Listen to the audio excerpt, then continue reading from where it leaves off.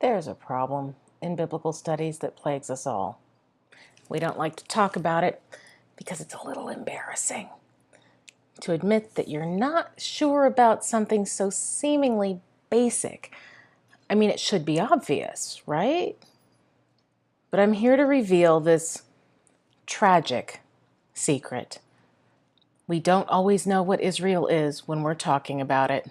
I mean, the person writing or talking usually has a specific thing in mind, and from context, you can figure it out about 60% of the time.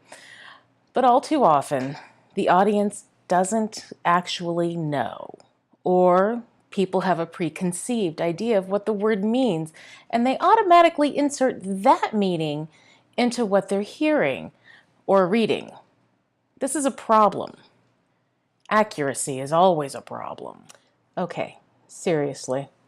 The problem here is that the name Israel can refer to a lot of different things, and it's not always clear what we're looking at when we use that word.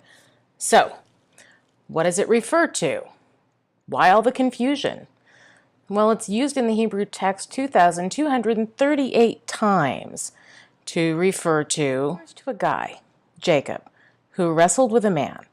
When he finally won the match, the man changed Jacob's name to Israel for some unknown reason.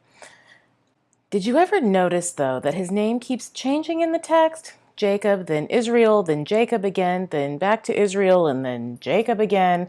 And if you don't know these two people are the same one, that can get really confusing. But the reason for that is a whole other talk. Let's move on. Number 2. His descendants. So his descendants, his sons, are the children of Israel. So far, this is pretty easy. But those pesky kids are going to become the tribes of Israel upon Jacob's death. This is how he names them there, to be the tribes of Israel in Egypt. Well, that's going to be awkward. The children of Israel is actually the more common designation for all of these people in Egypt in the book of Exodus.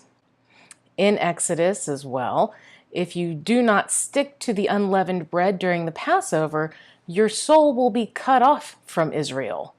Not the children or the tribes of Israel, but from Israel.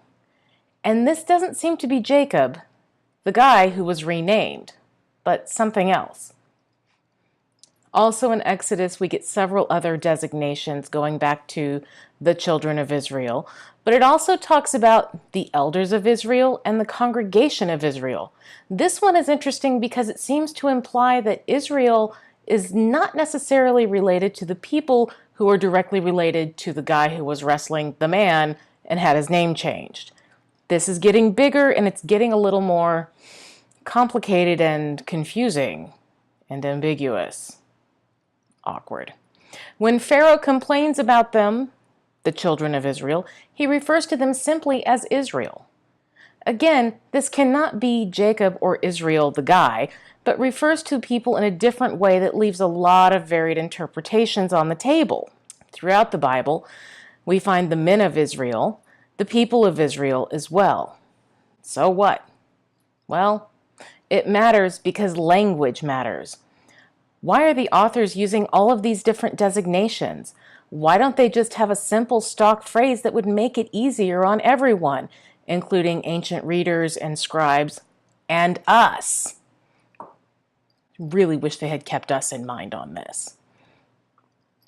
To be a part of Israel, do you have to be related in some way to the wrestling guy? Or can you marry in? And what if you just want to hang out with them? Or just how important is this Jacob guy?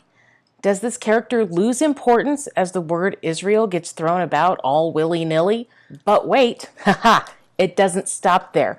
We haven't gotten into politics or geography yet. The fun is just beginning. Rather than drag this out into a 10-minute fun fact, I've turned this into 2 different videos. So go ahead and move on to the second one and find out just how much more complicated this gets.